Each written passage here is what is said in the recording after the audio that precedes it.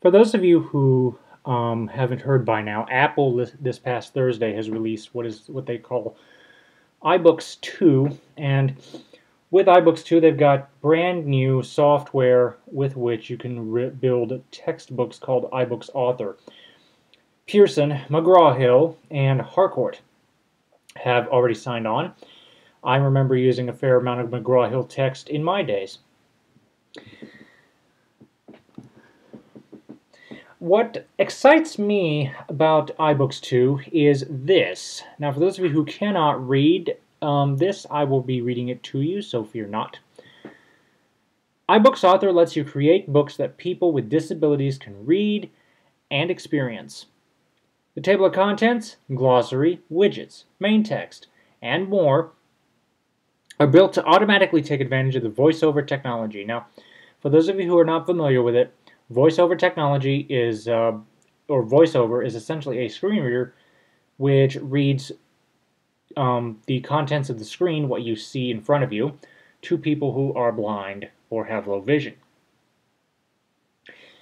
To continue, add accessibility descriptions to any widget or media, including movies and quizzes, so even those with vision impairments can use them. This is huge. The iPad's already a wonderful accessible device that is a mainstream product. Now, the thing is, when you have a disability, you want to fit in with your peers as much as you possibly can. iBooks can really help people do this. The iPad already talks out of the box. The fact that it can be a talking educational library is a major step forward. This is what we currently use in the system. This is a specialized book player, and some of you who are not familiar with the technology may be looking at this thing and wondering, what in the heck is it? This is called the Victor Reader Stratus. And I chose this one because it has a little bit of everything. It can play back CDs, it can play back SD cards. I think it's got a built-in SD, it's got a built-in flash drive, but I'm not sure. But it does have wireless. Now, you're thinking, why would you need this to use a textbook? Because if you've ever navigated an audiobook, say from the library, you may have noticed that a standard CD book, you have no idea where your chapters are. Whereas on an MP3 book, they may have chapters divided up into several tracks. Sometimes with a CD book, that may not always be the case, although they certainly could. With a textbook, you need a lot more stringent navigation than that. And the best way to do that is to build an environment on which you can navigate it as if it were a giant web page. And that is what this little logo in the corner here means. And for those of you who cannot see, it looks like this. Digital Accessible Information System, or DAISY.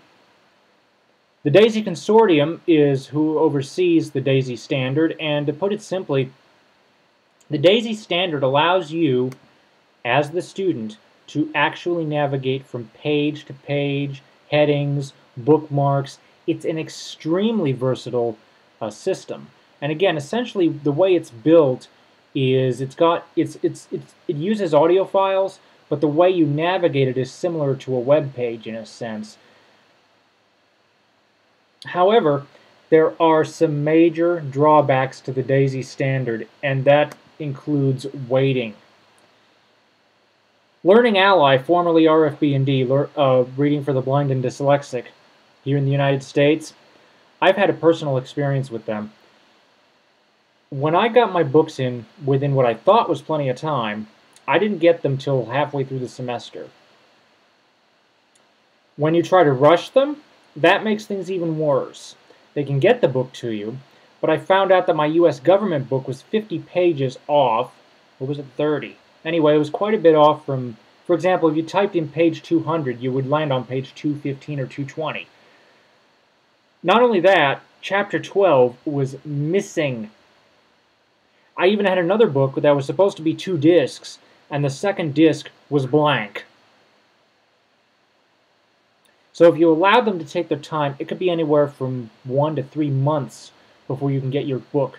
And the reason why is because they need to secure a copy, they need to collect a bunch of narrators, and they need to read the book word for word, every single diagram described, every single page number read aloud, every single graph read to you. And that takes time. A lot of time. Still, the other alternative is even worse. This is a collection of Braille textbooks, and I can't say for sure how many are here in terms of a single book, but I had a friend back in high school who had a collection of Braille textbooks, and a singular volume, because we were both in the same class, same teacher, same book. And what it was we had, again, like I said, the same book, and what was 1 volume for me was 3 volumes for him.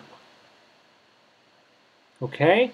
So, and if you're navigating amongst that singular volume going back and forth, you may have to bring multiple volumes of Braille books with you. Braille paper is thicker than print paper. It has to be, because otherwise you'd end up with holes in the paper as opposed to the dots that make up the Braille alphabet. Problem with this is you want to talk about backstrain. They were talking about, for those of you who may have seen the iBooks video, I can't remember whether or not they made mention to backstrain or not, but I've seen several articles that have. I am an example of this. I've had to carry large print textbooks, quite a few of them. They are heavy. They are about double the weight of the average book. 1 singular textbook, it's about 500-600 pages in standard print, is about the same weight of the enlarged book. To equal the single volume of the enlarged book, you'd need to take probably 2 of these Braille volumes, which would probably be even heavier. So you want to talk about back pain.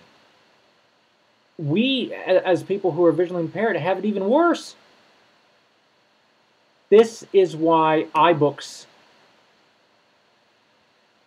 and the iBook author are so important.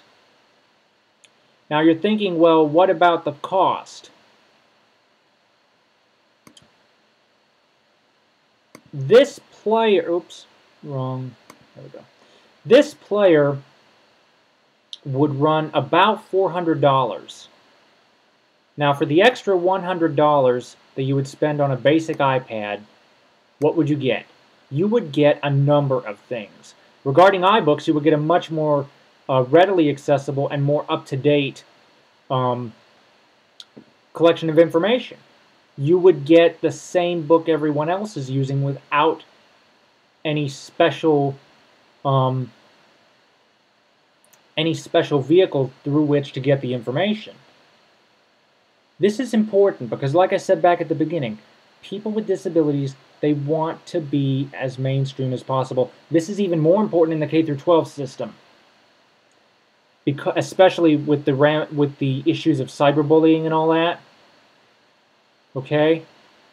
It's really hard to understand unless you're somebody with a disability or know somebody with a disability or have been around them. They are really wonderful people once you get to know them, and they only want to fit in. And in terms of a learning environment perspective, iBooks can really, I can see this really helping them. Okay? But those are basically all the advantages of iBooks that I can see. What do you guys think? Thank you for watching. Comments are welcome, and have a nice day.